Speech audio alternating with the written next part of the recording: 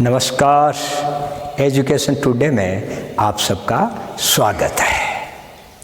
हम आओ इंग्लिश सीखे के तहत अंग्रेजी का बेसिक नॉलेज ले रहे हैं। छोटे छोटे बच्चों के लिए अथवा बड़े आदमी जिनको अंग्रेजी बिल्कुल नहीं आती है, उनको शुरू से हम इंग्लिश सीख रहे हैं। तो आप आइए, उसी के तहत कल हमने ये किया था बी यानी होना, ये लिंकिंग वर्ब है और इसके अभ्यास हमने खूब अच्छे किए थे। अब इसी का हम आगे अभ्यास करने जा रहे हैं। तो आज हम दिस, दैट, दीज और दोस, इन 4 वर्ड्स का यूज़ करना सीख रहे हैं। क्या है इसमें कि THIS, यार बच्चों इसको रट लो आप। इंग्लिश थोड़ी रटने की भाषा ही है, एक एक स्पेलिंग रटनी पड़ती है। तो दिस यानी यह है, और यह निकट पास की चीज़ की ओर इशारा करने के लिए है। कहीं पर कहते हैं कि ये किताब है तो दिस इज़ ए बुक, हम हाथ से इशारा करते हैं तब दिस का प्रयोग करते हैं, और जब इशारा नहीं करते हैं फिर इट काम में ले लेते हैं। इसी प्रकार दैट यानी वह है, और एक वचन और दूर की वस्तु का संकेत करने के लिए काम में लिया जाता है। इसी प्रकार दीज, THESE, दीज यानी ये निकट के बहुवचन में बहुत सारे हो तब काम में लेते हैं। THOSE, दोज, वे का मतलब दूर के बहुवचन बताना हो तो हम बताते हैं। चलिए अभ्यास करने से ही आएगा समझ में। यह एक कुर्सी है, कोई पास में कुर्सी पड़ी है, उसकी ओर हाथ से इशारा करके वह बोल रहा है कि यह एक कुर्सी है। तो यह एक वचन है, इसलिए यह का दिस।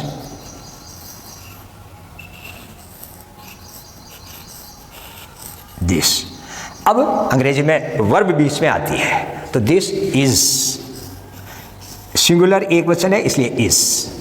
अब कुर्सी chair, this is a chair, CHAIR, this is a chair. ये एक कुर्सी है, दिस इज ए चेयर। दूसरा देखिए वाक्य, यह एक तस्वीर है, फिर वही यह है, तस्वीर एक ही है इसलिए यह का वही दिस।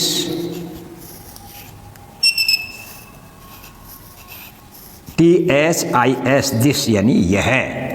अब लिंकिंग वर्ब को बीच में इज, लिंकिंग यानी दो को जोड़ने वाली। कल बात बताई थी कि दिस इशारा जो कर रहे हैं, दिस और तस्वीर एक ही है, इन दोनों को जोड़ रही है। दिस इज तस्वीर, तो picture, this is a picture, PICTURE,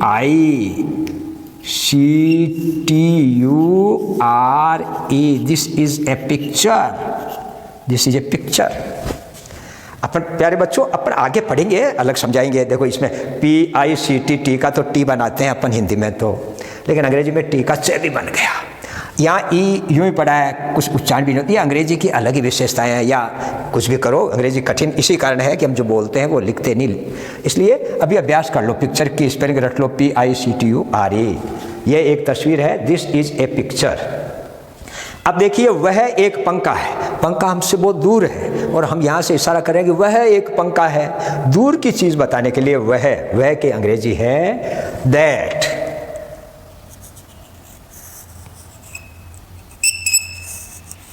THAT, that यानी वह। अब है तो इज, दैट इज पंखा, पंखा का fan, that is a fan, FAN, that is a fan. वह एक पेड़ है, वही दूर है पेड़, इशारा कर रहे हैं कि वह एक पेड़ है, तो वह, तो दैट।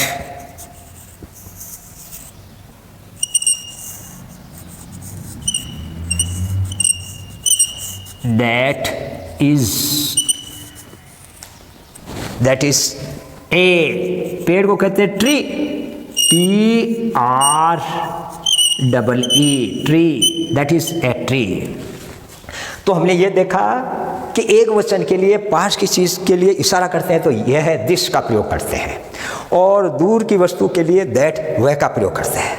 कल अपन ने पढ़ा कि वह के लिए ही, सी, इट ये भी काम में लेते हैं, लेकिन ये डेमोन्स्ट्रेटिव एडजेक्टिव कहलाते हैं। ये खैर आगे सीखेंगे हम।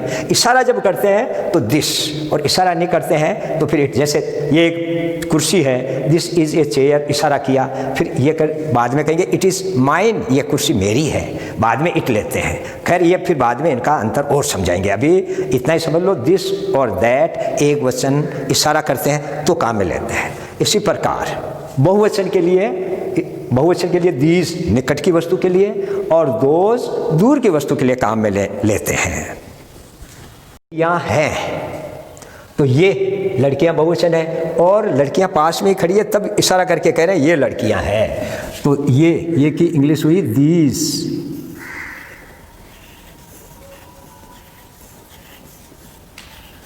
अब ये लड़कियां बहुवचन है इसलिए है नहीं होकर के हैं, तो आर, दीज आर। लड़कियां गर्ल्स,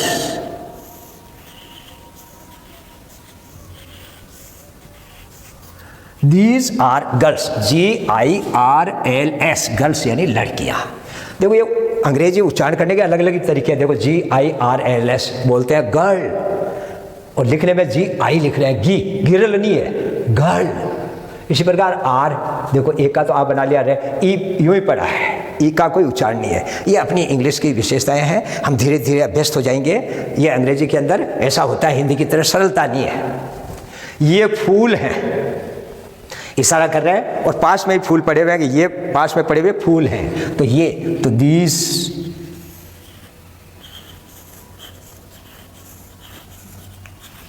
फिर है तो are, ARE, are.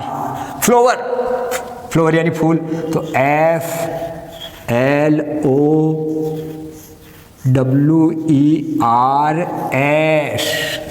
These are flowers. ये फूल है, ये फूल है, तो दीज आर फ्लावर्स।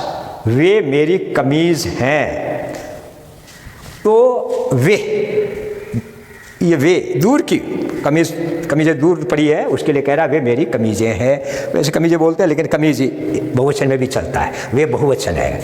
तो दोस, वे की अंग्रेजी हो गई दोस, TSOSE,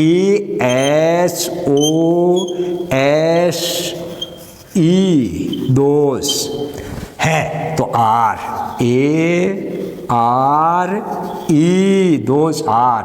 कमीज को शर्ट, SHIRTS,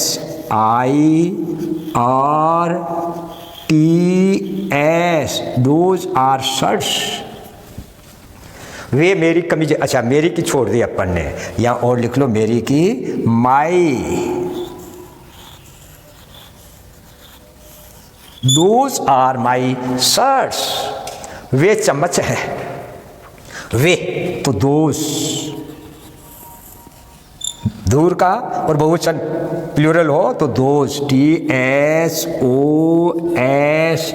दोज यानी वे।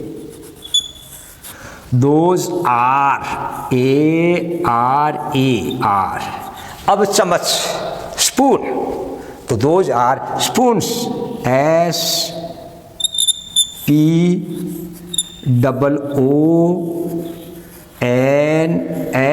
SPOONS, those are spoons. वे चम्मच हैं, those are spoons.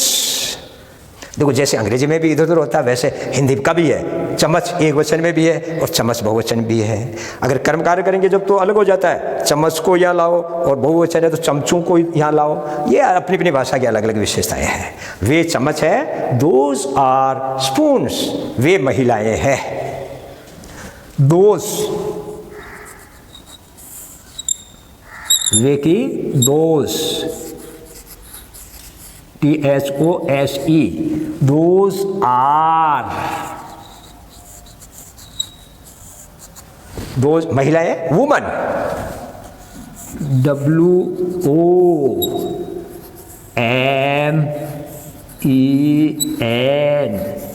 Those are women, वे महिलाएं हैं।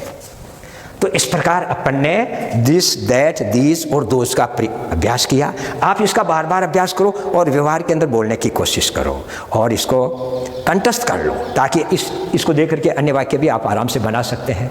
तो आप इस चैनल को सब्सक्राइब अवश्य करें। धन्यवाद।